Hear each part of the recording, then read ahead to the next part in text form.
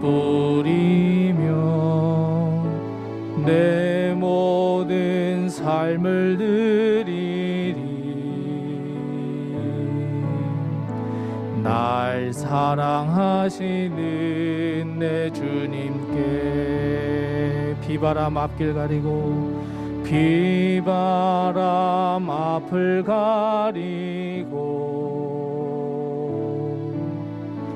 내 육체는 쇠잔해져도 내 모든 삶을 드리리. 내 사모하는 내 주님께 땅끝에서 주님을 맞으리. 주께 드릴 열매 가득한 꽃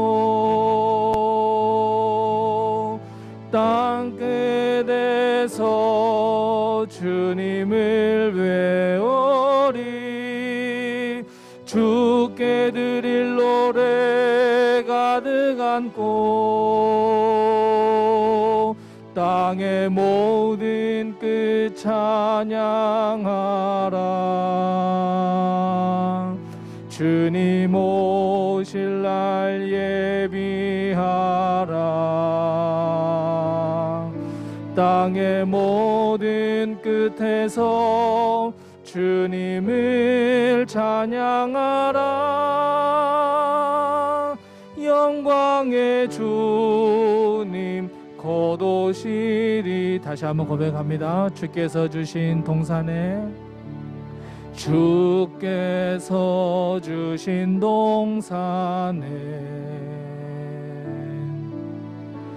땀 흘리며 씨를 뿌리며 내 모든 삶을 드리리.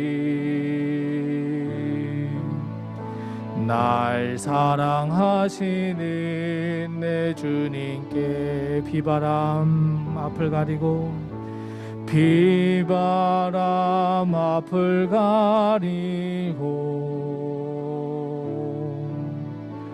내 육체는 쇠잔해져도 내 모든 삶을 드리리. 내 사모하는 내 주님께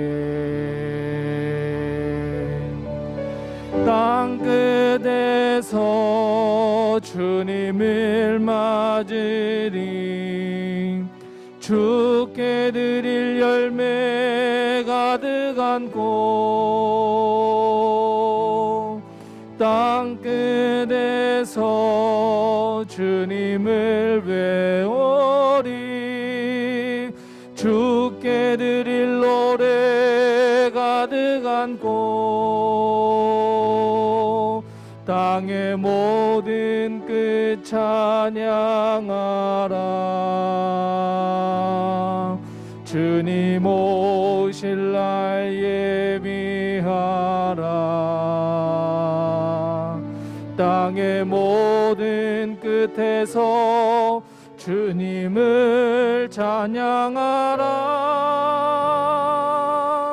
영광의 주님 곧 오시리라.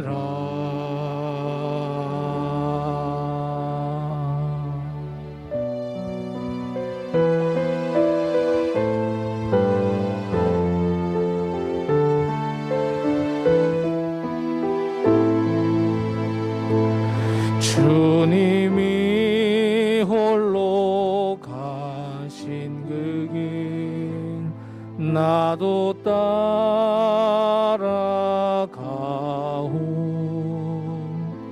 모든 물과 피를 흘리신 그 길을 나도 가오.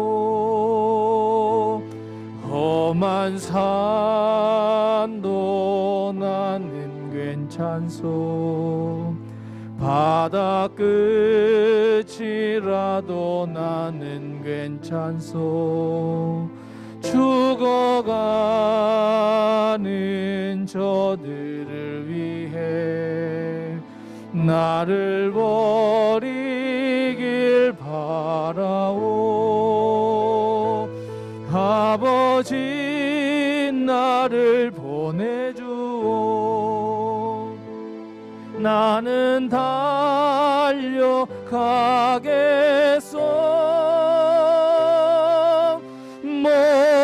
목숨도 아끼지 않겠소. 나를 보내주오. 세상이 나를 미워해도 나는 사랑하겠소.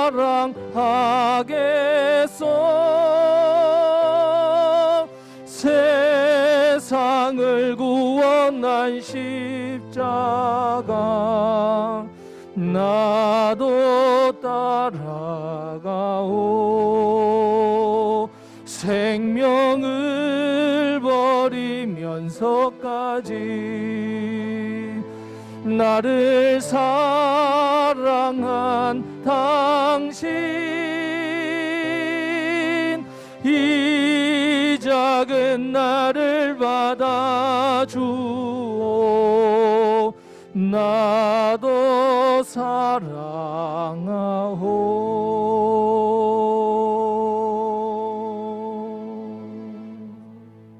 아멘.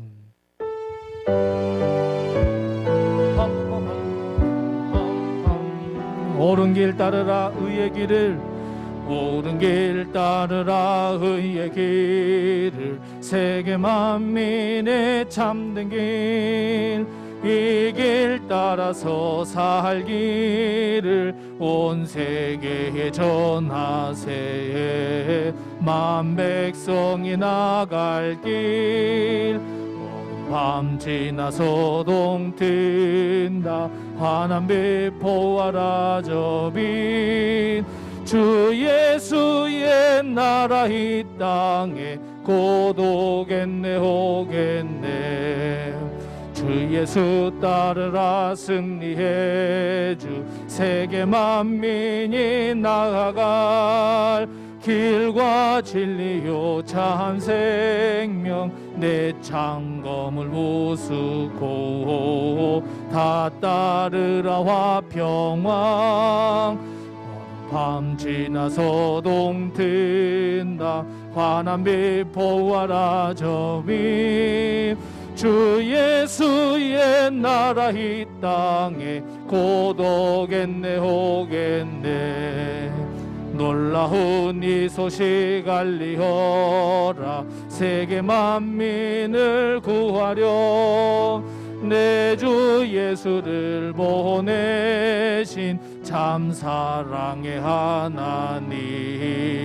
만 백성이 따를 길, 밤 지나고 동튼다. 환한 빛 보아라 저 빛.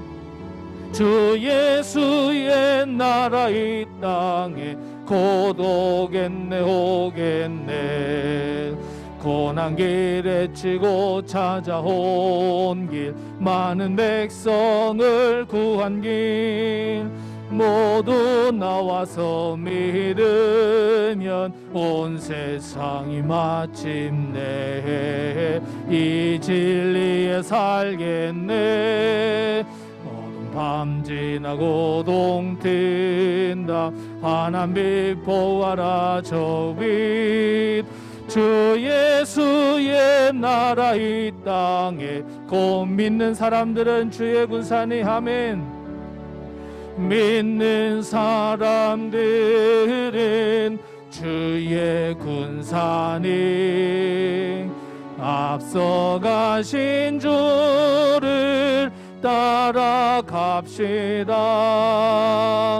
우리 대장 예수 길을 들고서 적전하는 곳에 가신 것 보라.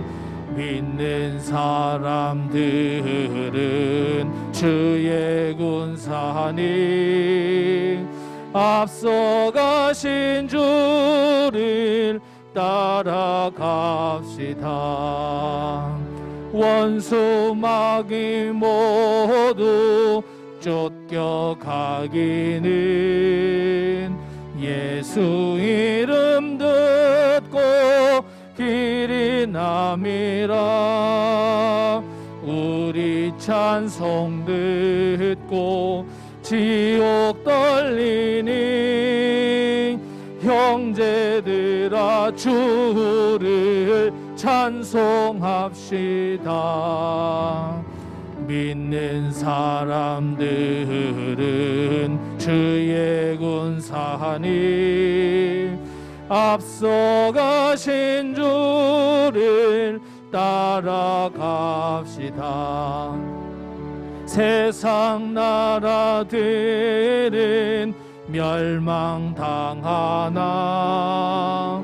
예수 교회 영영 왕성하리라.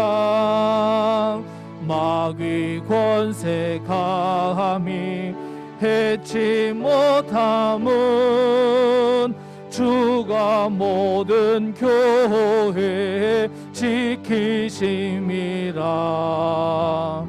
믿는 사람들은 주의 군사니 앞서가신 주를 따라가. 백성들아 와서 하면 백성들아 와서 함께 모여서 우리 모두 함께 개가 부르세.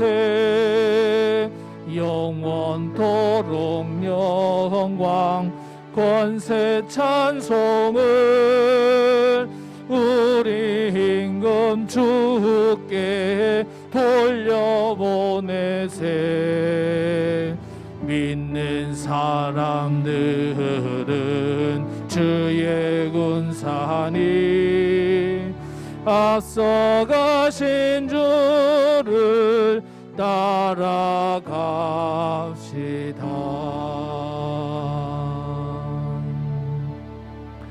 내 주여 뜻대로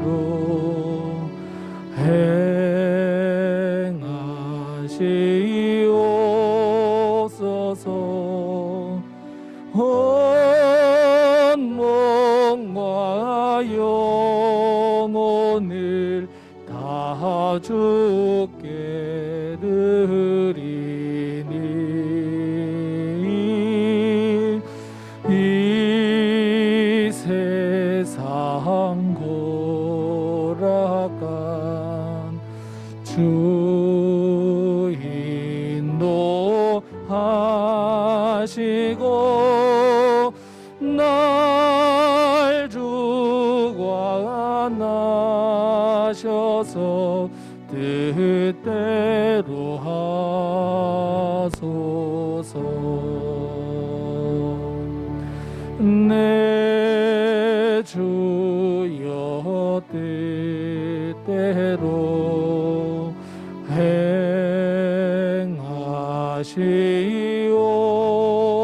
행하시옵소서. 큰 근심 중에도 낙심케 마소서.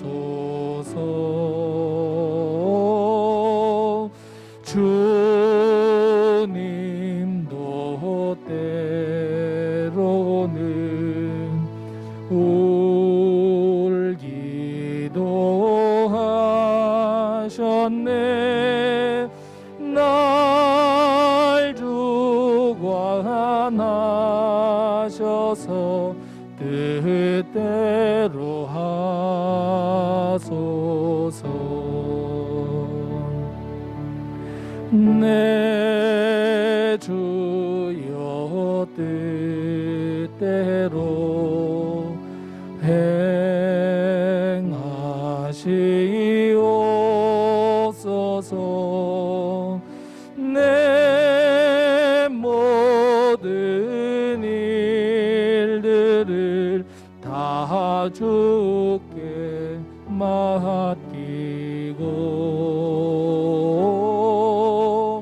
저 전성 향하여 고요히 가리니 살든지 죽든지 뜻대로 하소서.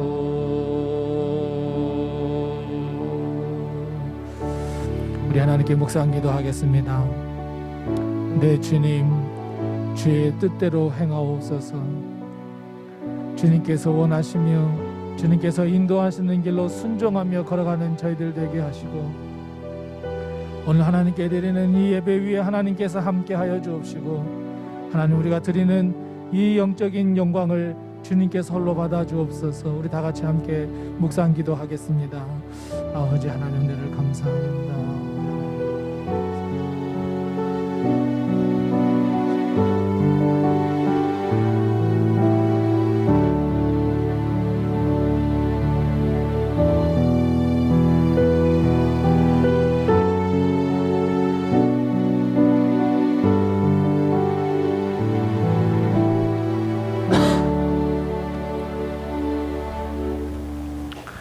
우리 다 같이 일어나셔서 하나님을 찬양하겠습니다.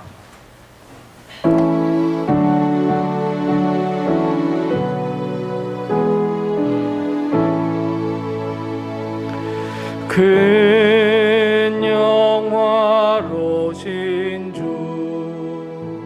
이곳에 오셔서 이 모인 자들로 주 백성 삼으상 그 중에 항상 계시고 그 중에 항상 계시고 큰 영광 나타내소서.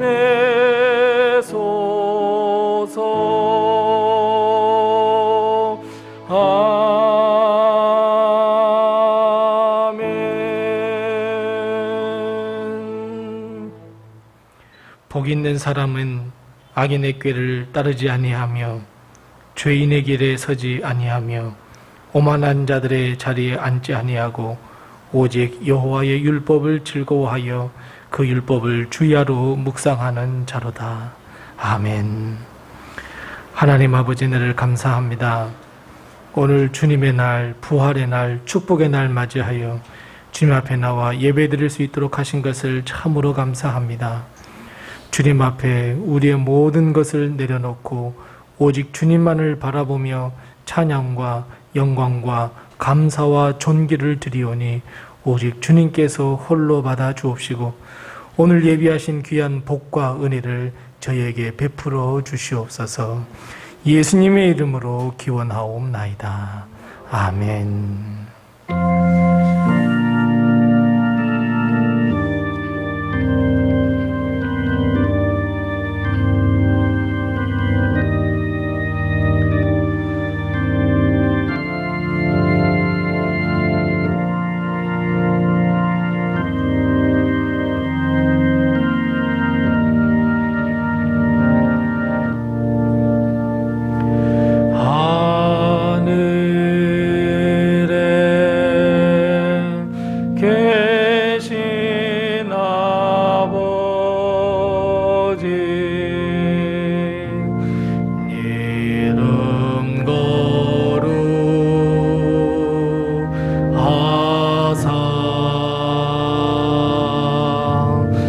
주님 나라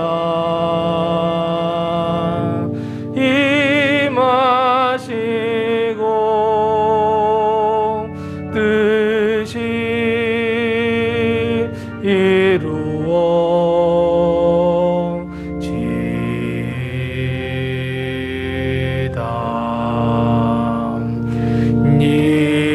일용할 양식 주시고 우리들의 큰 죄 다 용서하옵시고 또 시험에 들게 마시고 악에서 구원하소서. 대개 주의 나라 주의 권세 주의 영광 영원히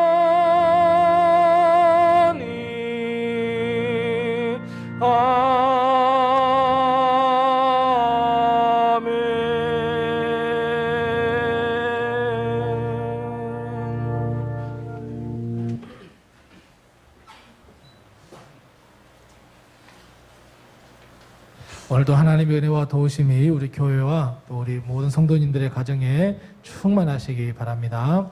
오늘 예배가 마친 후에 우리 정기 재직회가 있는 것 우리 기억해 주시고 함께 기도함으로 잘 참여하시고 또 모든 회무가 잘 처리될 수 있도록 이렇게 협조해 주시기 바랍니다. 다른 광고는 주보를 참고해 주시고 우리 서로의 팬분들과 인사 나누겠습니다. 주의 은혜가 늘 함께 하세요. 인사 나누겠습니다. 주의 은혜가 늘 함께 동행하세요. 우리 함께 축복의 손을 쭉 펴시면서 주의 사랑으로 사랑합니다. 주의 사랑으로 사랑합니다. 주의 사랑으로 사랑합니다. 형제 안에서 주의 영광을 보는 주의 사랑으로 사랑합니다. 서로의 팬분들에게 힘내세요. 사랑합니다. 아멘.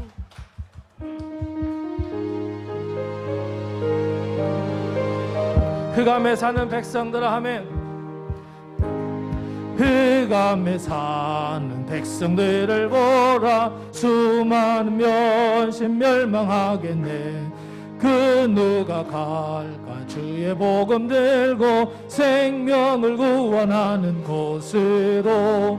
큰 권세 주께 있으니 큰 권세 주께 있으니 너는 가서 주의 복음 전하라. 주가 너 항상 지키리라. 구원의 문은 10개 열렸으니 십자가 군병 일어나거라. 너희의 힘을 하나로 뭉쳐서 죄악의 쇠사슬을 끊어라.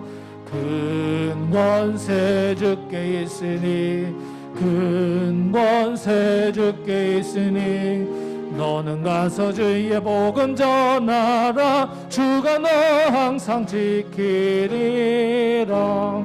왜 너는 말망위를 하려느냐. 주 음성 듣고 응답하여라. 널 구원하려 예수 죽었으니 생명이 참된 복음 전하라.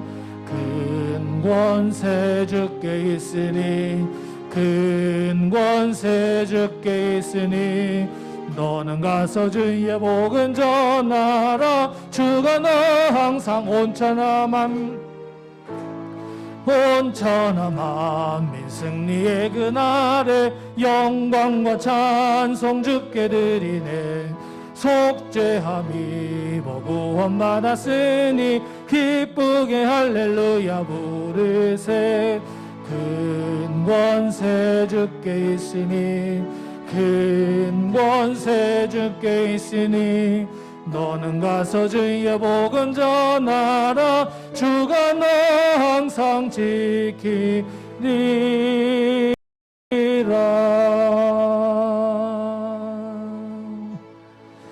내 마음에 주를 향한 사랑이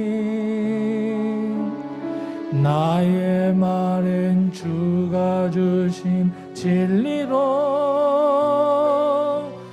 나의 눈에 주의 눈물 채워주소서.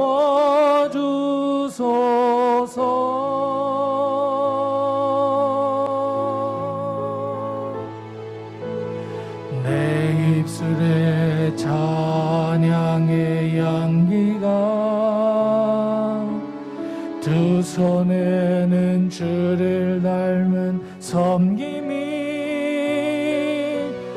나의 삶에 주의 흔적 남게 하소서.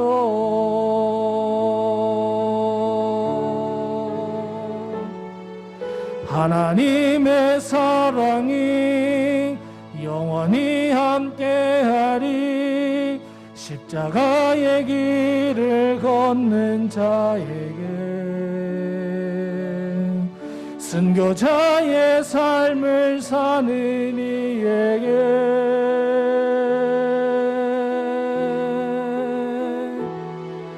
조롱하는 소리와 세상 유혹 속에도 주의 순결한 신부가 되리라. 내 생명 주님께 하나님의 사랑이 우리와 함께하리라. 아멘. 하나님의 사랑이 영원히 함께하리. 십자가의 길을 걷는 나에게, 순교자의 삶을 사는 나에게,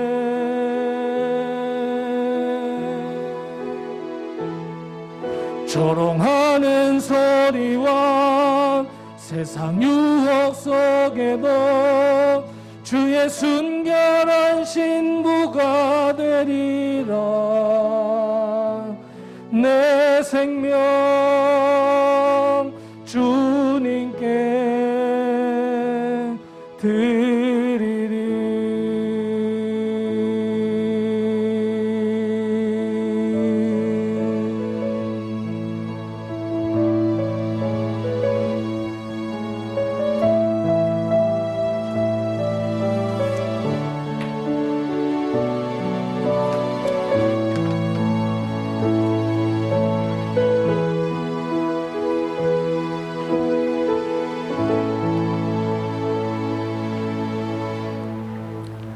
하나님, 날씨가 춥습니다. 찬바람에 옷깃을 여미고 계절의 변화가 있듯 저희들도 마음도 자꾸 변하는 일이 있습니다. 하나님의 시선만 의식하고 하나님의 뜻을 알고 행해야 되는데 그러지 못함을 용서하여 주시옵소서. 말씀이 우리의 발등에 등불이 되어 갈 길을 밝혀주시고 값없이 주신 크신 은총에 머물게 해주심을 하나님의 크신 사랑에 감사드립니다. 주여, 코로나19라는 바이러스 병으로 인해 저희들의 삶이 많이 위축되어 있으며 주님의 일을 하는데도 어려움을 겪고 있습니다. 그래도 주님의 말씀처럼 때를 얻던지 못 얻던지 주님께서 명하신 증인이 되라고 명하신 말씀을 잊지 않고 실천하게 하옵소서. 주님, 여러 가지 이유로 사정으로 예배의 자리에 나오지 못하여서 빈자리가 많습니다. 빈자리를 채워 주시옵소서. 그분들이 이 자리를 지키게 하옵소서. 하나님, 저희 목사님들과 믿음의 공동체에게 성령님의 지혜를, 능력과 열정과 사랑을 허락하시고 실천하여 로뎀교회의 미래가 주님께 축복받는 교회가 되게 하여 주시옵소서. 간절히 기도하오니 로뎀의 공동체 모두가 깨어 일어나 기도하게 하옵시고 주저앉아 있는 분들에게 성령님의 힘을 허락하시며 회복시켜 주시옵소서. 그리하여 합심하여 선을 이루게 하여 주시옵소서. 주님, 로뎀의 믿음의 식구들의 삶의 터전인 직장과 사업체를 올해도 구름기둥과 불기둥으로 지켜주시고 각 가정의 기도의 제목도 응답하여 주셔서 형통함의 축복도 주시옵고 영육간의 강건함도 허락하여 주시옵소서. 주님, 이 나라와 민족을 위하여 민족을 기억하여 주시옵소서. 정치, 경제, 외교, 국방 문화, 교육, 통일 이 모든 부분에 성령님께서 임재하여 주시옵시고 북한에 있는 동포들 이 추위 속에 고통 가운데 있사오니 불쌍히 여겨 주시옵소서. 특히 지하의 교회에서 예배드리는 주님의 자녀들을 지켜 주시옵소서. 어려움 속에서도 선교하시는 선교사님들을 보호해 주시고 사역을 잘 감당할 수 있는 능력을 주시며 그분들의 가정을 지켜 주시옵소서. 하나님, 저희 두 분의 목사님들을 기억하여 주시옵시고 주님께서 그분들에게 맡기신 양떼들을 말씀으로 양육하실 때에 그분들과 주님과의 깊은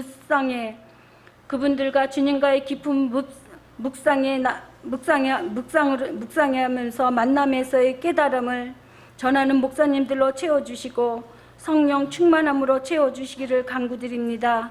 또한 가정과 자녀들의 형통함을 허락하여 주시옵소서. 말씀으로 나아갑니다. 우리를 구원하시기 위해 성육신으로 오신 예수 그리스도의 이름으로 기도드립니다. 아멘.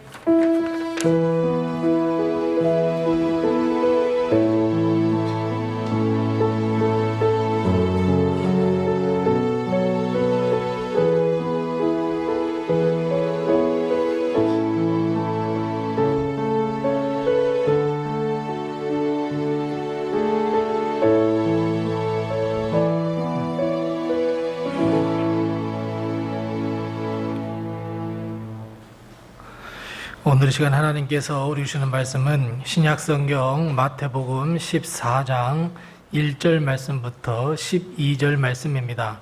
신약성경 23면에 있습니다. 신약성경 23면에 있는 마태복음 14장 1절 말씀부터 12절 말씀입니다. 신약성경 23면에 있습니다. 우리 마태복음 14장 1절 말씀부터 12절 말씀을 제가 봉독하겠습니다. 하나님의 말씀을 잘 경청하시기 바랍니다. 그때에 분봉왕 헤롯이 예수의 소문을 듣고 그 신하들에게 이르되 이는 세례 요한이라 그가 죽은 자 가운데서 살아났으니 그러므로 이런 능력이 그 속에서 역사하시는도다 하더라. 전에 헤롯이 그 동생 빌립의 아내 헤로디아의 일로 요한을 잡아 결박하여 옥에 가두었더니 이는 요한이 헤롯에게 말하되 당신이 그 여자를 차지한 것이 옳지 않다 하였습니다. 헤롯이 요한을 죽이려 하되 무리가 그를 선지자로 여김으로 그들을 두려워하더니 마침 헤롯의 생일이 되어 헤로디아의 딸이 연석 가운데서 춤을 추어 헤롯을 기쁘게 하니 헤롯이 맹세로 그에게 무엇이든지 달라 하는 대로 주겠다고 약속하거늘 그가 제 어머니의 시킴을 듣고 이르되 세례 요한의 머리를 소반에 얹어 여기서 내게 주소서 하니 왕이 근심하나 자기가 맹세한 것과 그 함께 앉은 사람들 때문에 주라 명하고 사람을 보내어 옥에서 요한의 목을 베어 그 머리를 소반에 얹어서 그 소녀에게 주니 그가 자기 어머니에게로 가져가니라. 요한의 제자들이 와서 시체를 가져다가 장사하고 가서 예수께 아뢰니라. 아멘. 이 시간 당회원들 나오셔서 우리 특별 찬송 해주시겠습니다.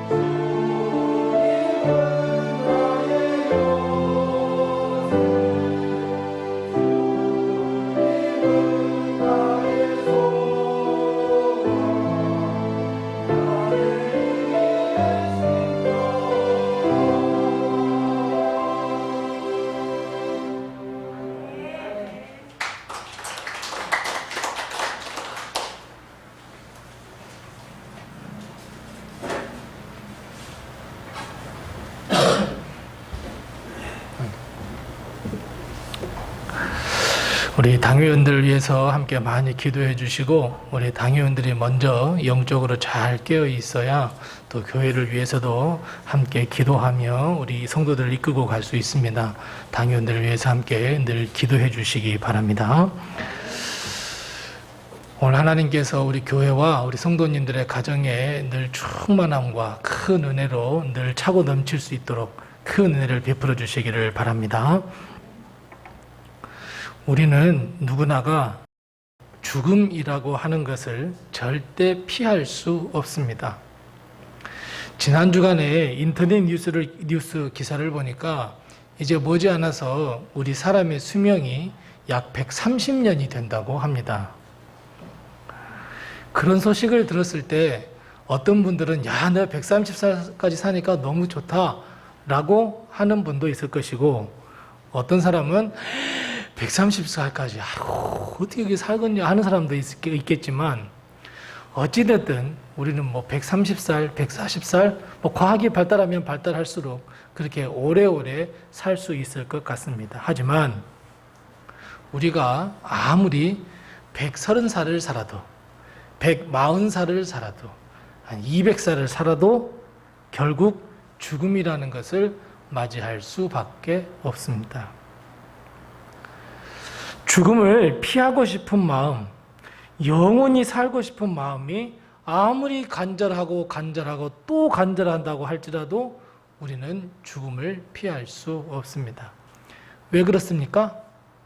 하나님이 그렇게 정해 놓으셨기 때문입니다. 인류가 시작할 때 하나님은 세 가지 변치 아니하시는 법칙을 정해 놓으셨습니다. 그 법칙은 몇 년이 흘려도, 몇 수십만 년이 흘려도 변함이 없는 법칙인데, 그 첫째는 바로 사람은 죽을 수밖에 없다라고 하는 죽음입니다. 하나님의 법칙으로 세워놓으신 두 번째 법칙이 무엇입니까? 그래요. 이 땅에 살면서 열심히 일하지 아니하면 땅은 소산을 내지 않을 것이다. 그리고 마지막 세 번째는 무엇입니까? 아이는 여인이 낳아야 한다. 생각해보면 아무리 세상이 급변하고 과학이 발달하고 이성이 발달했다고 할지라도 창세기 3장에 있는 이 세 가지의 법칙은 절대로 깨지지 않는 법칙입니다. 그 중에서도 오늘 죽음에 관한 이야기를 잠깐 해보려고 합니다. 사람들은 다른 사람의 죽음을 보고 여러 가지 해석을 합니다. 어떤 사람이 딱 죽고 나면 사람들은 다 가면서 아이고 호상이야 라고 하는 사람도 있는가 반면에, 어떤 그 똑같은 죽음을 보고 어떤 사람은 참 안타까운 죽음이야, 조금만 더 사셨으면 더 좋았을 텐데 라고 이야기하기도 합니다. 어떤 죽음에 대해선 참으로 의로운 죽음, 세상을 구원한 죽음이야 라고 이야기도 하지만, 어떤 죽음에 대해서는 참 그 사람 잘 죽어버렸어, 그 사람 참 죽었다는 소식이 희소식이야 라는 혹평을 내세우기도 합니다. 물론 성경에 보더라도 여러 가지 죽음에 대해서, 여러 가지 그 죽음에 대한 평가에 대해서 많이 내어놓습니다. 예수님의 죽음은 온 인류를 구원하신 죽음이다. 바로 이 죽음은, 이런 거룩한 죽음을 비롯해서 성경 여기저기에 보면 안타까운 죽음도 있고 호상도 있고, 정말 그 사람은 정말 잘 죽어버렸어, 속이 시원해 라고 하는 죽음도 전해주고 있습니다. 오늘 본문 말씀 역시 죽음에 관한 이야기입니다. 자, 그런데 여러분, 성경에 보면 방금 말씀드렸던 것처럼 여러 가지 죽음, 여러 가지 평가를 받는 죽음이 있지만, 성경에 보면 억울하게 죽은 사람도 있습니다. 성경을 보면 그 중에서도 가장 억울하게 죽음을 맞이한 사람이 바로 오늘 죽은 사람의 주인공, 바로 세례 요한입니다. 세례 요한은 하나님의 사명을 잘 감당하다가 죽임을 당했지만, 그의 죽음뿐만 아니라 세례 요한이 살아왔던 삶의 여정을 보면 정말 억울한 것으로 가득 찰 수밖에 없는 인생이었다라는 것을 우리는 충분히 알 수 있습니다. 자, 여러분 세례 요한이 어떤 사람입니까? 자, 세례 요한은 사실 지금으로 말하면 엘리트 집안에서 태어났습니다. 아버지가 누구입니까? 대제사장이었습니다. 대제사장의 가문에 태어났다는 것은 그 당시 유대 민족에 있어서는 최상류층에 해당하는 사회적 지도자이고 많은 사람들에게 존경받는 가문이었습니다. 더군다나 이 제사장이라고 하는 것은 그 가문에서만 계속해서 나와야 하기 때문에 어찌 보면 계속해서 제사장도 될 수 있고 대제사장도 될 수 있고 결국은 사회적인 지도층이 될 수밖에 없습니다. 세례 요한이 좋은 가문에서 태어났으니까 좋은 교육만 받았다고 한다면 정말 떵떵거리는 사회적 인사가 될 수도 있었습니다. 하지만 여러분, 세례 요한의 삶은 어떠했습니까? 세례 요한은 떵떵거리면서 아주 거대한 집에서 살 수 있었지만 어디서 살았습니까? 집도 절도 없는 광야에서 살았습니다. 산의 진미를 먹으며 살 수 있었습니다. 여러 가지 맛있는 음식을 막 먹을 수 있었지만 이 세례 요한의 음식은 메뚜기하고 석청밖에 없었습니다. 저 야곱의 아들 요셉처럼 늘 채색 옷을 입고 나는 정말 부귀영화를 누리는 그 옷을 입을 수 있었지만 세례 요한은 가죽끈 하나로 질끈맨 양털옷 하나밖에 없었습니다. 재산도 많이 가질 수 있었죠. 아버지가 대제사장이니까. 하지만 세례 요한에는 그저 한 손에 나무 지팡이 하나밖에 없었습니다. 왜냐하면 모든 것이 다 하나님의 말씀에 순종하는 삶이었기 때문에 그랬습니다. 세례 요한도 이렇게 성공의 길을 가며 성공의 삶을 살 수 있었지만 하나님께서 말씀하셨고 하나님께서 그 길을 인도하시니 어쩔 수 없이 세례 요한도 그 길을 살 수밖에 없었습니다. 우리는 지금까지 교회에 다니면서 예수 그리스도를 믿으면서 우리 늘 이렇게 생각했습니다. 어떻게 생각했습니까? 세례 요한도 마찬가지였을 거예요. 하나님의 말씀에 순종하면 하나님께서 큰 복을 주실 거야. 하나님께서 큰 복을 우리에게 내리시고 정말 말할 수 없는 은혜로 우리에게 늘 충만케 하셔서 우리는 정말 행복하게 잘 살 거야 라고 배워왔습니다. 또 그렇게 들어왔습니다. 하나님의 말씀에 좌로나 우로나 치우치지 않고 잘 순종하면 이 땅에서도 오래오래 살 수 있는 장수의 복을 누릴 수 있겠다고 하나님께서 그런 말씀을 해주셨다고 우리는 또 배워왔고 들어왔습니다.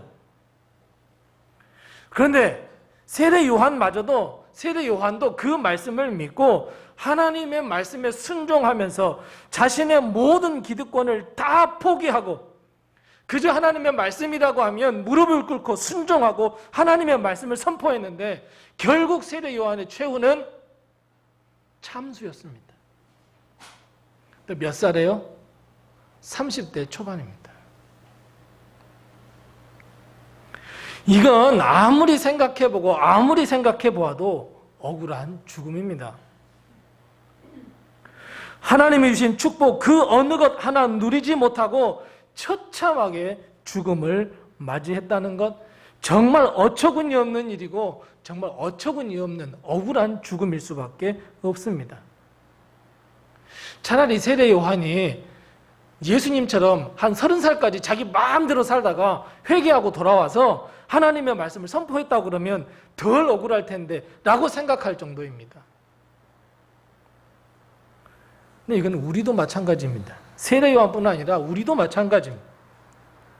하나님의 말씀에 잘 순종하고 헌신하면 하나님께서 놀라운 역사와 은혜와 부와 명예와 장수의 복을 누릴 것이다. 그렇게 해줄 거야 라고 하시는 하나님의 약속하신 그 말씀을 믿고 여기까지 왔는데 여전히 나의 삶은 변함없이 건강이나 물질이나 자녀나 가정 문제, 수많은 문제에 얽혀 살고 있는 내 모습을 볼 때 여러분 억울하다는 생각 안 드십니까?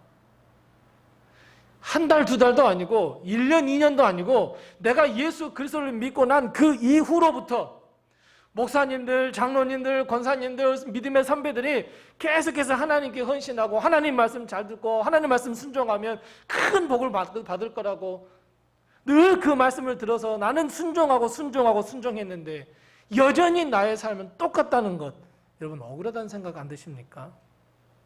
내 인생이 차량하고 불쌍하다는 생각이 안 드십니까? 정작 세례 요한은 어땠을까요? 죽음을 앞둔 세례 요한은 그 차디찬 지하 감옥 안에서 하나님께 부르짖지 않았을까요? 하나님 제발 좀 살려주세요. 아니면 하나님 왜 나를 죽이려고 합니까? 나 하나님 일 열심히 했지 않습니까? 나 하나님의 말씀에 정말 순종했지 않습니까? 하나님은 공의의 하나님이신데 죄 많은 저 헤롯을 죽여야지 왜 나를 죽입니까? 라고 세례 요한 부르짖지 않았을까요? 하나님 부당하십니다. 하나님은 공의의 하나님이시라는데 내가 열심히 하나님의 말씀에 순종하고 헌신하고 눈물로 기도했는데 왜 저를 이렇게 대우하십니까? 이런 차디찬 감옥에 주저앉혀놓고 이제 목을 쳐서 죽임을 당하다니. 하나님은 정말 약속도 뭣도 안 지키신 분이네요. 사람이야 약속이라도 하면 그 약속이라도 왜 안 지키냐고 따져들지만 정말 하나님 약속도 안 지킨 분이네요. 세례 요한 그런 마음 들지 않았을까요? 차디찬 감옥에 있는데 세례 요한의 제자들이 왔습니다. 허겁지겁 제자들이 오더니 이렇게 이야기합니다. 선생님, 선생님께서 세례를 베푸신 저 예수가 승승장구하고 우리 선생님보다 더 많은 제자들이 따라다닙니다. 세례 요한 질투나지 않았을까요? 6개월보다 더 동생입니다. 또 자기와는 전혀 다르게 예수님은 30년 동안 무슨 일을 하셨습니까? 집안일 했습니다. 목수일 했습니다. 자기는 30년 동안 하나님의 말씀을 늘 증거하고 늘 선포하고 회개 선포했는데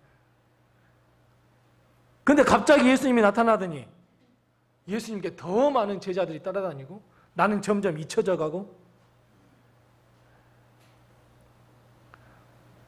세례 요한이 하나님께 기도합니다. 하나님 저 한 번만 더 기회를 주신다면 내가 감옥을 뛰쳐나가서 하나님의 말씀을 전하겠습니다. 이렇게 기도하지 않았을까요? 하나님 왜 바울과 실라와 베드로는 감옥에 갇혔을 때 찬송하고 기도했더니 옥문이 확 열려서 살려주시더니 왜 나는 안 살려주십니까? 이렇게라도 말할 수 있지 않을까요? 도대체 왜 하나님은 이렇게 충성스럽게 살았던 세례 요한에게 억울한 죽음을 당하게 하셨을까요? 자, 우리 본문 말씀 3절 말씀과 4절 말씀을 같이 한번 읽어보겠습니다. 3절과 4절입니다. 같이 읽습니다. 전에 헤롯이 그 동생 빌립의 아내 헤로디아의 일로 요한을 잡아 결박하여 옥에 가두었으니 이는 요한이 헤롯에게 말하되 당신이 그 여자를 차지한 것이 옳지 않다 하였습니다. 아멘. 그리고 5절 상반절에 이렇게 덧붙였습니다. 헤롯이 요한을 죽이려 하되. 자, 여러분 혹시 실마리를 찾으셨습니까? 3절과 4절 말씀 그리고 5절 상반절 말씀. 세례 요한은 당당하게 하나님의 말씀을 선포하는데 절대로 거침이 없었습니다. 즉 방금 읽었던 말씀 그리고 5절 말씀 상반절의 말씀처럼 세례 요한이 헤롯에게 하나님의 말씀을 선포한다면 나는 죽임을 당할 거야 알고 있었을까요? 모르고 있었을까요? 알고 있었습니다. 내가 헤롯에게 당신 그 잘못이야 회개해야 해 회개하지 않으면 너는 멸망을 받아 너는 지옥에 가 이렇게 이야기한다면 분명히 자기에게 칼이 올 줄 죽을 줄 알고 있었습니다. 그래서 우리는 세례 요한의 죽음이 더 이상 억울한 죽음이 아니라는 것을 우리는 알 수 있습니다. 만일에 이렇게 말씀을 선포했는데 나는 죽일 거야 그럼 말 안 해야지 이렇게 돼야 되죠. 이게 말을 하지 않았는데 잡혀서 죽였다 그건 억울한 죽음이죠. 근데 그 말씀을 선포했는데 죽을 줄 알았어요. 죽을 줄 알았지만 그 문을 열고 들어갔어요. 그건 억울한 죽음이 아닙니다. 세례 요한의 죽음은 억울한 죽음이 아니라 의로운 죽음이었습니다. 당당하게 죽음을 맞이하는 거룩한 순교의 죽음이었다는 것을 알 수 있습니다. 만일 여러분 세례 요한이 죽을 줄 알고 하나님의 말씀을 선포하지 않았다면 어떻게 됐을까요? 생명을 더 연장시켜가지고 더 살 수 있었을까요? 아니면 예수님께서 십자가에 달려 죽으신 후 혹은 부활하신 후에 다시 세례 요한이 짜잔 하고 나타나셔서 봐라, 예수 그리스도 십자가를 믿으라, 그러면 구원받을 거야 라고 이야기하고 선포하면 더 많은 열매를 맺을 수 있었을까요? 그럴지도 모르겠습니다. 하지만 세례 요한은 죽음을 무릅쓰고서라도 하나님의 말씀을 당당하게 선포했습니다. 자, 여러분, 왜 그랬을까요? 왜 세례 요한은 죽을 줄 뻔히 알아요. 죽을 줄 뻔히 알았는데 그래도 하나님의 말씀을 선포했어요. 왜 그랬을까요? 왜냐하면 바로 이것이 세례 요한을 향하신 하나님의 뜻이었기 때문에 그래요. 하나님의 마음이었어요. 세례 요한은 우리가 생각하기에 정말 억울하게 살았고 억울한 죽음이야 라고 말할지 모르지만 하나님이 보시기에, 아니 믿음의 눈으로 본다면 세례 요한의 죽음은 더 이상 억울한 죽음이 아닌 하나님의 거룩한 뜻에 순종하는 죽음이었습니다. 자기의 목숨까지도 내어놓는 거룩한 순종이었습니다. 세례 요한은 죽기까지, 내 생명을 앗아가는 그 죽기까지, 그 죽음까지도 하나님의 뜻에 순종할 줄 아는 참된 하나님의 사람이었고 의로운 사람이었습니다. 그래서 세례 요한의 죽음은 더 이상 억울한 죽음이 아닙니다. 당당한 순교, 거룩한 죽음, 하나님의 뜻에 합당한 죽음, 우리도 그렇게 살아야 되겠다고 결단을 촉구하는 죽음입니다. 사랑하는 성도 여러분, 내가 일평생 하나님의 뜻대로 살다가 하나님의 뜻 안에서 거룩한 죽음을 맞이한다는 것 쉬울 것 같습니까? 어려울 것 같습니까? 쉬울 것 같습니까? 아니면 그게 진짜 어려울 것 같습니까? 우리는 쉽게 말이라고 내뱉어 버립니다. 뭐라고요? 그렇게 죽는 것이 온전한 죽음이고 아름다운 죽음이고 하나님의 영광된 죽음이라고 우리는 쉽게 말하지만, 나의 삶이 하나님 앞에 온전하고 하나님께서 내게 주신 사명을 잘 감당하며 하나님의 말씀에 잘 순종하며 심지어 나의 죽음마저도 하나님의 뜻 안에서, 하나님의 말씀 안에서, 하나님의 품 안에서 맞이한다는 것은 정말 어려운 일입니다. 왜요?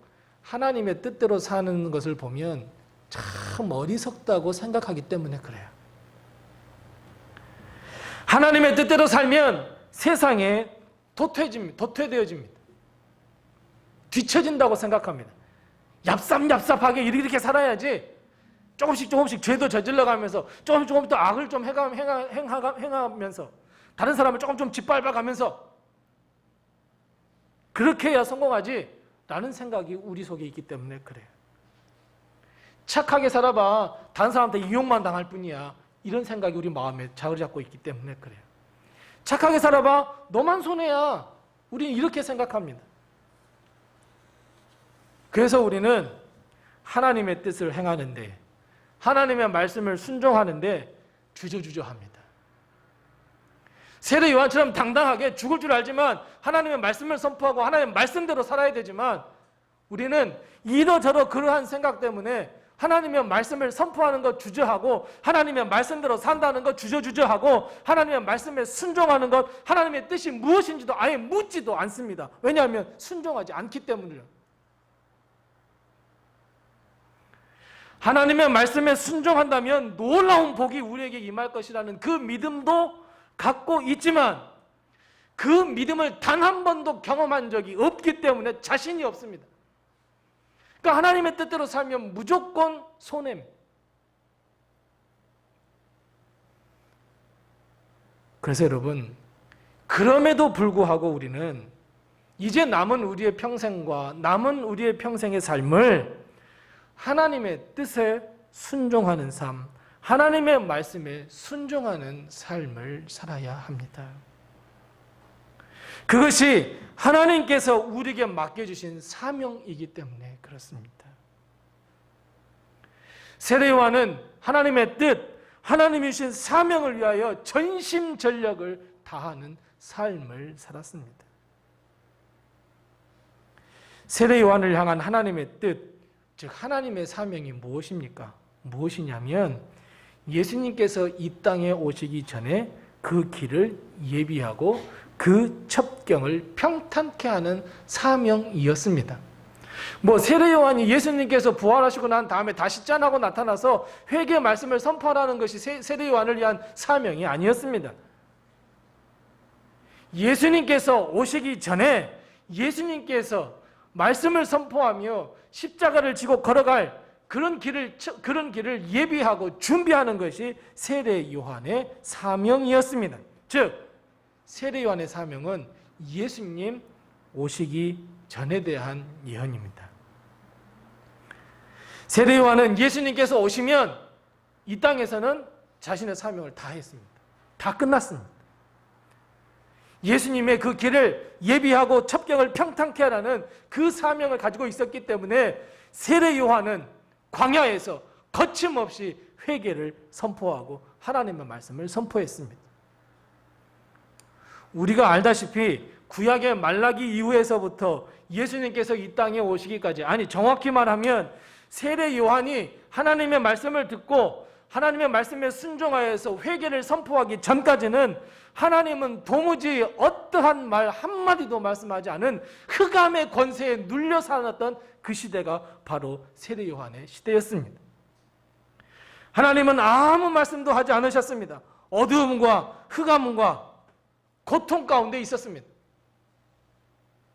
하나님은 말씀하지 않으셨기 때문에 어떻게 살아야 할지도 몰랐습니다. 어떤 길로 가야 할지 도무지 알 수가 없었습니다. 이때 세례요한이 딱하니 나타나서 하나님께서 우리에게 메시아 구원자 되신 예수 그리스도를 보내주셨다. 자, 회개하라. 천국이 가까웠느니라. 세례요한은 선포할 수 있었습니다. 지금까지 흑암 가운데 있어서, 아니 하나님의 말씀이 없어서 어디로 가야 할지, 내가 하고 싶은 대로 할 거야, 내 판단에 내 마음대로 내가 갔던 그 죄의 길로 계속 걸어갈 거야 라고 하면서 자기가 늘 갔던 그 길로 갔던 사람들에게 세례요한이 나타나서 아닙니다, 이제는 우리를 위하여 예수 그리스도가 이 땅에 오십니다. 회개합시다. 하나님 앞으로 돌아갑시다. 예수 그리스도 앞으로 돌아갑시다 라고 세례요한이 선포했습니다. 이 세례요한의 선포는 예수님의 길을 예비하기에 충분했습니다. 그때까지 어느 누구도 회개하라는 소리를 안 했습니다. 회개의 세례를 베풀지도 않았습니다. 회개를 선포하지도 않았습니다. 하나님의 뜻을 선포하지도 않았고 어떻게 해야 하나님께 돌아가는지도 알려주지도 않았습니다. 하나님의 뜻이 철저하게 무시된 그런 시대였습니다. 세례요한은 그 어두운 곳에 회개, 그리고 하나님의 말씀, 예수 그리스도를 선포했습니다. 그리고 요한복음 1장 세례요한이 예수님을 처음 만났을 때 보라, 세상 죄를 지고 가는 어린 양이로다. 아마 세례요한은 이 말씀을 선포하며 동시에 나는 이제 역사의 뒤안길로 돌아갈 거야 라는 성령의 음성을 들었을지 모릅니다. 세상 그 어느 곳도 예수님의 존재를 몰랐었을 때, 예수님께서 왜 이 땅에 오셨는지도 몰랐을 때, 어떻게 해야 하나님 앞으로 갈 수 있는지, 어떻게 해야 예수 그리스도를 통하여 구원을 받을 수 있을지 전혀 몰랐을 때 세례요한은 하나님의 말씀을 듣고 하나님의 뜻을 알고 세상에 선포했습니다. 이것이 세례요한의 사명이었습니다. 그렇다면 사랑하는 성도 여러분, 우리의 사명은 무엇일까요? 나의 사명은 무엇일까요? 요즘은 세상이 흔들리고 급변하여서 말씀의 권위와 능력과 경건의 힘이 아스라이 사라져 버렸습니다. 마치 세례 요한이 하나님의 말씀을 선포하기 이전의 모습, 그 흑암에 살아가는 그 모습 그대로입니다. 암흑 속에서 어찌할 바 몰라 헤매고 있는 사람들, 지금도 우리 마찬가지입니다. 하나님의 말씀이 있다고는 하나 참된 하나님의 말씀이 없고, 경건이 있다고는 하나 경건의 능력도 없고, 그저 암흑 속에서 살아가며 내 마음대로 내 뜻대로 죄의 길로 가며 죽음의 길로 걸어갑니다.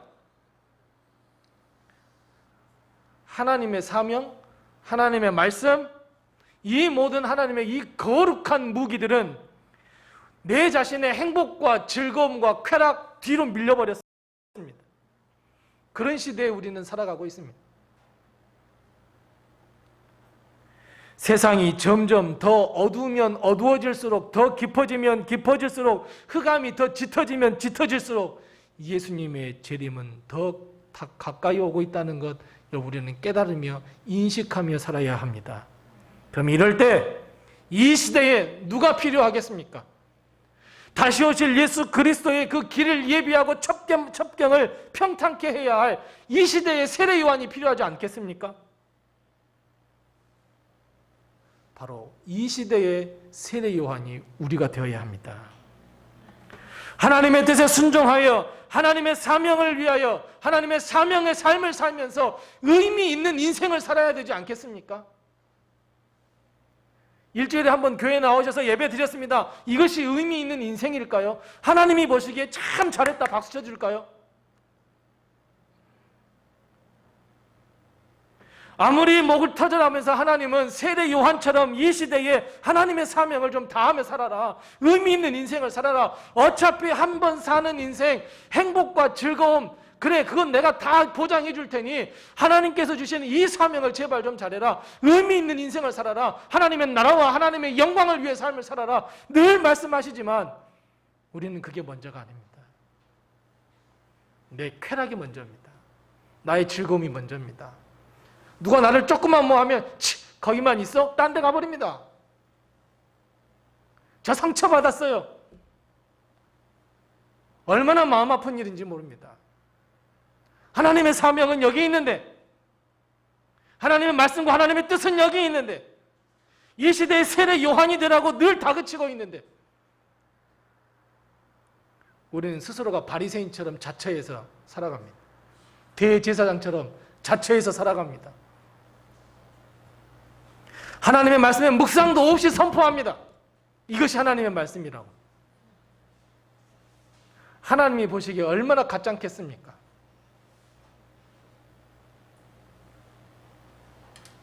누구나가 하나님의 사명 그러면 어떻습니까? 아멘 하겠습니다. 천만의 말씀입니다. 다 뒷걸음 쳐버립니다. 그건 목사님이 하실 일이죠. 꼭 장로님 뽑아놔서 장로님들이 하실 일이죠. 거기 다른 권사님들이 하실 일이에요. 자기는 쏙쏙 다 빠져버립니다.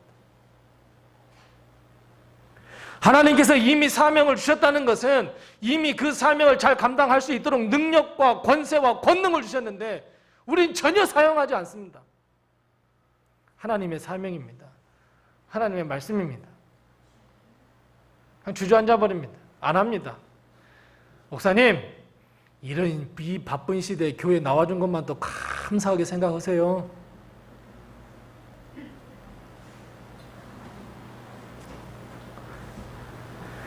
하나님의 사명을 다하는 삶, 의미 있는 인생으로 변화받아야 한다고 한다면 우리 모두가 내 인생을 하나님께 바칠 수 있는 결단이 있어야 합니다.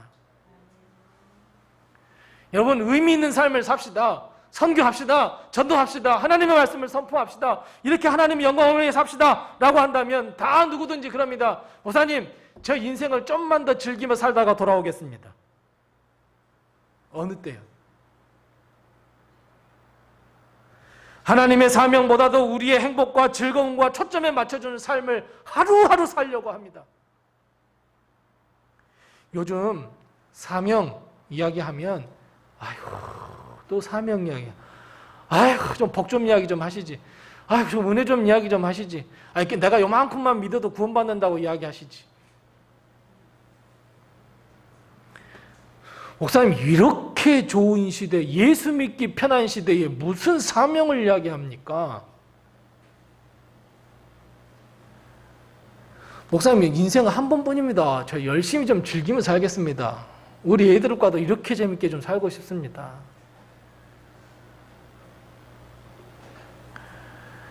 하나님의 사명, 교회에 퍼지지도 않습니다. 하나님의 사명에 대해 선포하지도 않습니다. 세기 말 1900년대 후반에 우리는 가자 땅끝으로 막 하면서 막 하나님의 사명 막 이렇게 사다가 새 밀레니엄 시대 되니까 예수님 안 오시네? 그러면 그렇게 편하게 살아야 되겠다 하면서 사명이 싹 사그러져 버렸습니다. 지금 코로나 때문에 예배도 드리지 않습니다. 지금 코로나 때문에 뭐 좀 하자 그러면 코로나 때문에 뭐 좀 합시다 코로나 때문에 코로나 이후에 사탄과 마귀만 깽가르치고 북치고 완전히 좋아졌대요. 즐겁대요. 행복하대요. 막 심한 박해하지 않아도 바이러스 하나 딱 요거 딱 터뜨리니까 끝난대요. 예배도 안 드린대요. 기도도 안 한대요. 전도도 안 한대요. 죽어가는 사람 살리지도 않는데요. 어떻게 하면 내가 물질적으로 풍성한 삶을 살까 이것만 생각한대요. 교회도 마찬가지입니다. 사명 선포하지 않습니다. 은혜만 선포합니다. 물질적 풍요만 선포합니다. 하나님의 뜻과는 전혀 거리가 먼 말씀만 선포합니다. 물론 우리가 세상을 살아가면서 물질도 필요합니다. 건강도 필요합니다. 가정의 문제, 자녀의 문제, 내 사업의 문제 잘 해결되어야 합니다. 하지만 그것만큼이나 중요한 것 역시 하나님의 사명입니다. 사랑하는 성도 여러분, 정말 들으시기 싫죠? 정말 듣기 싫으실 겁니다. 하지만 다시 한번 하나님의 사명을 생각해 봅시다. 과연 내 가정을 향한, 우리 가정을 향한 하나님의 사명은 무엇일까? 우리 교회를 향한 하나님의 사명은 무엇이고 내 자신을 향한 사명이 무엇이며 우리 교회를 향하신 사명은 도대체 무엇일까? 하나님의 말씀이 선포가 된다면 하나님의 사명이 이것이다 라고 우리 손에 쥐어진다면 그 하나님의 뜻과 사명에 순종하며 사명을 다할 마음은 혹시 준비가 되어 있으십니까? 오늘 본문 말씀 2절 말씀을 같이 한번 읽어보겠습니다. 자, 2절 같이 한번 읽어보겠습니다. 2절입니다. 그 신하들에게 이르되 이는 세례 요한이라 그가 죽은 자 가운데서 살아났으니 이러므로 이런 능력이 그 속에서 역사하는도다 하더라. 아멘. 헤롯이 궁 안에 있는데 누구의 이야기를 듣게 되냐면 예수님의 이야기를 듣게 됩니다. 예수님이 여기저기 다니면서 막 권능을 막 이렇게 행하시고 막 회개의 세례를 막 주시면서 회개를 선포하고 똑같은 세례 요한과 똑같은 길을 걸어가고 있습니다. 그때 헤롯이 그 신하들에게 뭐라고 이야기하냐면 저건 예수가 아니고 세례 요한이야. 세례 요한이 부활한 거야. 세례 요한이 다시 산 거야. 이렇게 이야기를 합니다. 그렇습니다, 여러분. 이 세상에서 가장 무서운 사람이 누구이겠습니까? 돈 많은 사람이요? 권력 있는 사람이요? 능력 있는 사람이요? 전화기에 수많은 연락처가 있는 사람이요? 아닙니다. 이 세상에서 가장 두려워하는 사람, 이 세상에서 가장 두려워하는 사람은 거침없이 하나님의 말씀을 선포하는 사람이 제일 두렵습니다, 여러분. 회개하라고 그럽니다. 하나님께 무릎 꿇으라고 이야기합니다. 그렇게 살면 안 된다고 이야기합니다. 얼마나 무섭고 얼마나 두렵겠습니까? 심지어 하나님의 뜻대로 삶을 살아갑니다. 말만 그런 것이 아니라 행동도 하나님의 말씀, 하나님의 뜻대로 순종하는 삶을 살아갑니다. 얼마나 두렵고 얼마나 무섭겠습니까? 심지어 세례 요한이 죽었습니다. 세상 사람 죽으면 끝이라 그러잖아요. 끝난 사람인데도 예수가 나타나서 세례 요한이 행한 말씀을 선포하고 그대로 행했더니 두려워합니다. 다시 살아났다고요. 죽음 후이라도 많은 사람들에게 선한 영향력을 끼치고 두려움을 주는 것, 여러분 이것은 하나님의 사명을 감당하는 사람입니다. 그 사람에게 나타나는 특징들입니다. 아이러니하게도 세상 사람들은 하나님의 뜻대로 사람들을 조롱합니다. 업신여깁니다. 예수쟁이라고 손가락질합니다. 그러면서도 그 마음에는 얼마나 두려워하는 줄 아세요? 저 사람이 저렇게 기도했고지 않은 기도를 하면 어떡하지? 얼마나 두려워하는 줄 아세요? 헤롯도 세례 요한 죽이면 끝날 줄 알았습니다. 하지만 그 마음속에는 항상 두려움으로 남아서 어떤 일이 조금만 일어나면 저기 세례 요한인가? 조금만 무슨 일이 일어나면 저기 세례 요한인가? 최소한 우리가 그런 사람 되어야 되지 않겠습니까? 그냥 나는 아무 이름 없이 그냥 살다가 그냥 죽어가는 사람이야. 하나님이 그걸 원하실까요? 아닙니다. 절대 그렇지 않습니다.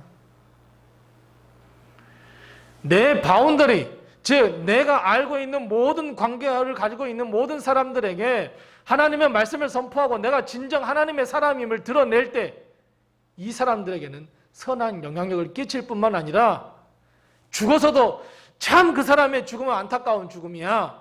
조금만 살아있어서 나를 위해 좀 기도해 주지. 그런 선한 영향력을 끼칠 수 있는 것, 이런 세례 요한뿐 아니라 내가 돼야 됩니다.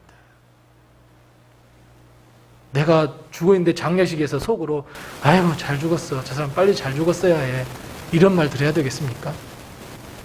살아서 내 머리 위에 손을 얹고 좀 기도 좀 더 해주지, 나를 위해 더 기도해 주지.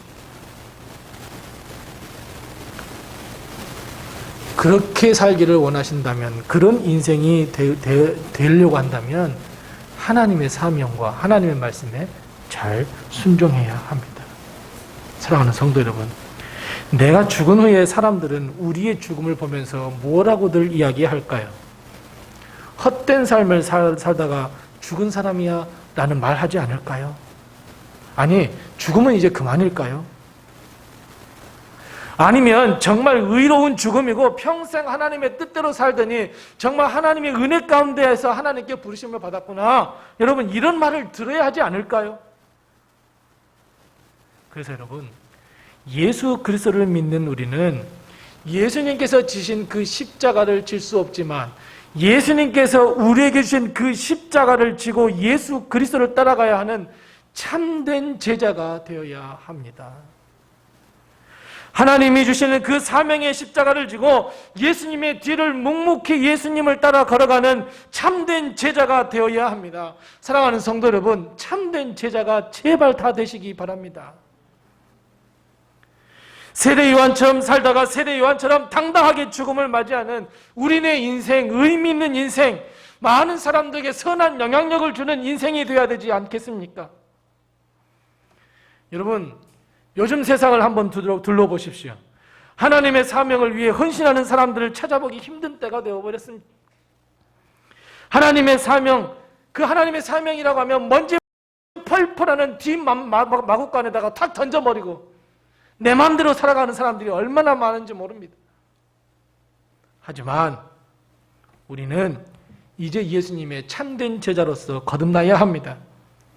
하나님의 뜻, 하나님의 사명을 다하는 최고 멋진 인생을 살아야 합니다. 누군가 하겠지가 아니라 내가 해야겠다는 결단을 해야 할 때입니다. 여러분, 하나님의 사명은 혼자 가기에는 버거울지 모르지만 함께 한다면 그 길이 비록 어렵더라도 갈 수 있습니다. 사랑하는 성도 여러분, 세례 요한의 이 처참한 죽음은 더 이상 절대로 억울한 죽음이 아닙니다. 세례 요한의 죽음은 거룩한 순교이며 하나님의 뜻과 하나님의 은혜 아래에 있는 죽음입니다. 우리도 사람들이 억울한 삶 그만 살라고, 즐기며 좀 살라고 교회에 뭐 이렇게 붙어 있냐고 말할지 모르지만, 그런다고 하더라도 우리는 거룩한 삶, 경건의 삶, 하나님의 뜻과 사명을 이루는 의미 있는 삶을 살아야 합니다. 그것이 정말 멋진 인생이고 이 시대에 하나님이 찾으시고 이미 하나님께서 우리에게 말씀하신 이 시대의 세례 요한이 되어주면 좋겠어 라고 하는 이 하나님의 음성을 다 들으셔야 합니다. 이 시대의 세례 요한 되신 여러분, 이제 의미 있는 인생, 하나님의 뜻, 하나님의 사명에 무릎을 꿇고 순종하며 하나님의 뜻대로 사는 우리 사랑하는 성도들이 다 되시기를 바랍니다. 그래서 로뎀 교회는 세례 요한이 아주 거듭나는 교회야, 이런 말을 들었으면 참 좋겠습니다. 더욱더 기도하시고 우리 가정을, 그리고 나를, 그리고 교회를 향하신 하나님의 뜻과 사명을 잘 발견하시고 그의 뜻에 순종하며 죽을 때까지 걸어가는 우리 복된 인생들이 다 되시고 이 시대의 세례 요한이 다 되시기를 바랍니다. 기도하겠습니다. 하나님 아버지, 은혜를 감사합니다. 하나님께서 부족한 저희들이지만 부르셔서 성령의 충만함과 권능과 능력과 성령으로 함께 해주심을 참으로 감사합니다. 하지만 우리는 늘 어리석어서 하나님의 사명, 하나님의 말씀보다는 세상의 즐거움과 행복과 쾌락이 먼저였음을 이 시간 고백합니다. 이 시대에 아무리 세례 요한이 되어달라고 말씀하시지만 그 말씀을 외면했던 우리들입니다. 하나님, 2022년 새해가 되면서 다시 한번 우리 마음을 새롭게 해 주옵시고 우리가 새 부대가 되어서 하나님의 말씀을 잘 감당케 하시고 하나님께 영광을 돌려드리며 의미 있는 인생, 하나님의 사명을 다하는 인생이 될 수 있도록 주께서 우리를 인도하시고 함께해 주시옵소서. 예수님의 이름으로 기도드리옵나이다. 아멘. 우리가 찬송가 323장 1절과 마지막 절 부르시면서 준비하신 예물 하나님께 드리겠습니다.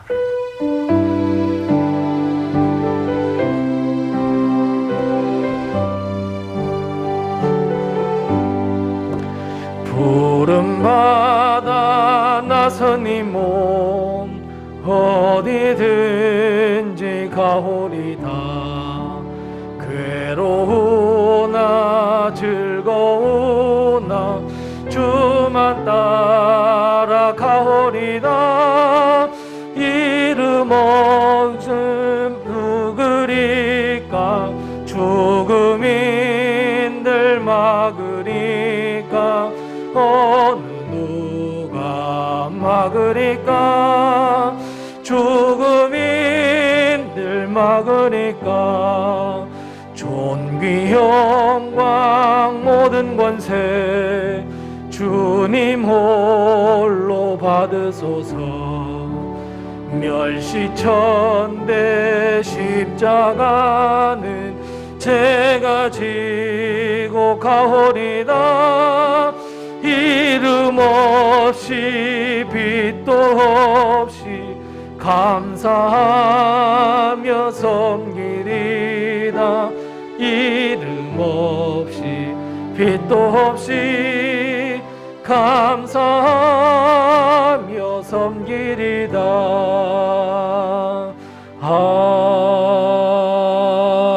아멘. 다 같이 일어나셔서 하나님께 봉헌하겠습니다.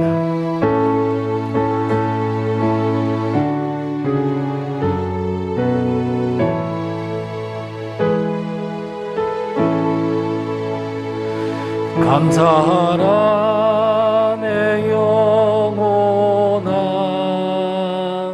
감사하라 내 영혼아.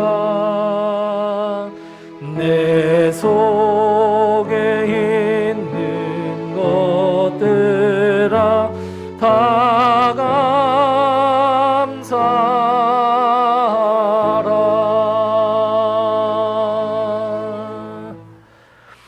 하나님 아버지의 은혜를 감사합니다. 지난 한 주간 동안 저희들 지켜주시고 주의 은혜와 주의 품 안에 품어주셨다가 오늘 주님의 날 맞이하여 주님 앞에 예배드리며 특히 오늘 주님 앞에 나올 때에 빈손 들지 아니하고 귀한 예물과 재물을 가지고 나와 주님 앞에 바칠 수 있도록 하신 것을 참으로 감사합니다. 하나님, 주님께 드리는 이 모든 손길 위에 하나님께서 큰 은혜를 베풀어 주시옵시고 하나님께서 풍성한 은혜를 주셔서 그 은혜 가운데 하루하루를 살아갈 수 있도록 주님께서 도우시고 인도해 주옵소서.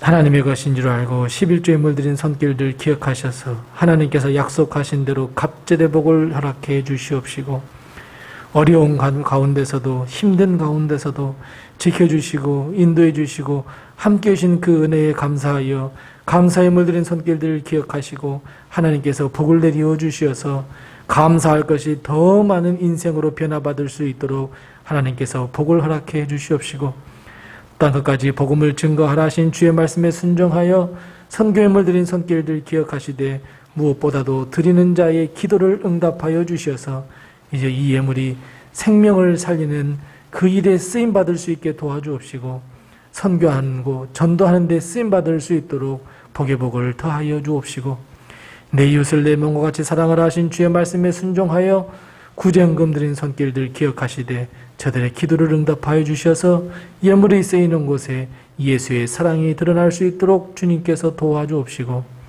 교회를 생각하면서 건축헌금 드린 손길들 기억하셔서 그의 모든 기도가 하나님께 상달되어서 이는 너의 힘으로나 능력으로 지혜로 되지 아니하고 오직 나의 힘으로 되느니라 하신 주의 말씀에 순종하며 하루속히 하나님의 능력이 선포되는 그날 교회가 세워지는 그날이 올 수 있도록 하나님께서 역사하시고 인도해 주시옵소서.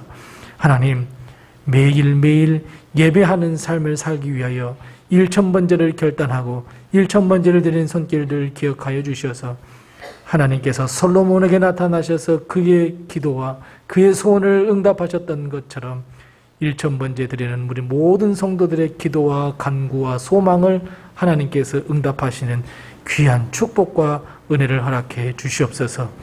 우리 사랑하는 성도들의 가정을 지켜보아 주셔서 건강이나 물질이나 일용할 양식으로 어려움 당하지 아니하도록 주님께서 도와주옵시고 자녀의 문제와 가정의 문제와 여러 가지 문제로 기도하는 사랑하는 성도들의 가정의 모든 기도를 응답하셔서 하나님 우리 가정이 행복한 가정, 아름다운 가정, 하나님께 영광 돌리는 귀한 가정이 될 수 있도록 주님께서 도와주옵시고 하나님 코로나 바이러스로 인하여 어려움을 당하는 이 나라 이 민족 이 백성뿐 아니라 온 세계 위에 하나님께서 치료의 은혜를 베풀어 주옵시고 치료하는 광선을 발하여 주셔서 하루속히 예배가 회복되고 성도들 간의 교제가 회복되며 전도와 선교가 회복될 수 있도록 하나님께서 도우시고 인도해 주옵시고 우리 사랑하는 성도들의 가정에 허락하신 귀한 사업 그리고 직장 하나님께서 인도하셔서 어려움 당치 아니하도록 주님께서 도우시고 인도해 주옵시고 사랑하는 귀한 우리 자녀들이 있습니다. 저들의 모든 앞날과 갈 길을 주님께서 아시오니 하나님께서 복의 길로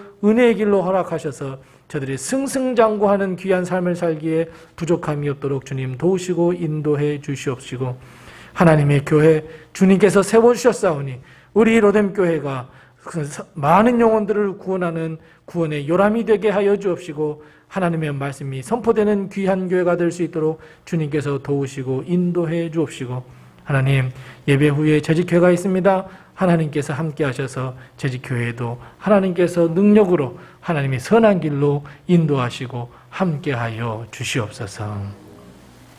지금은 우리 주 예수 그리스도의 은혜와 하나님 아버지의 극진하신 사랑과 성령님의 감화 감동하시고 교통하시고 충만케 하시고 형통케 하시는 귀한 은혜가 이 어두워진 시대에 세례 요한으로 살기로 결단하고 기도하는 우리 사랑하는 모든 로뎀의 성도들 머리머리 위와 가정과 사업과 직장과 특별히 사랑하는 귀한 우리 자녀들 머리머리 위와 모든 앞날 위에 그리고 주님의 핏값으로 세워주신 우리 로뎀 교회와 모든 선교지 위에 영원토록 함께하옵시기를 간절히 축원하옵나이다. 아멘.